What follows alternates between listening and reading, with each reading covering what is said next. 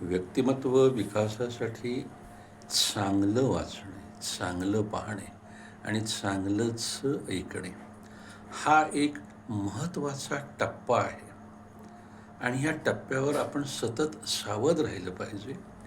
कारण सोशल मीडियाच्या जगामध्ये अनेक प्रलोभनं आपल्या समोर सतत उभी असतात आणि आपल्याला मोहात पाडण्याचा प्रयत्न करत असतात.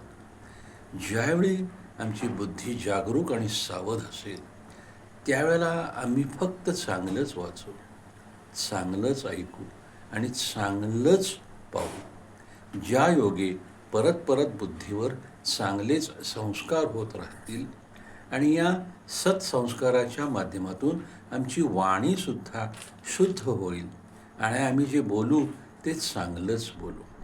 या सगळ्या घटनाक्रमांकडे आम्ही डोळे उघडे ठेवून पाहिलं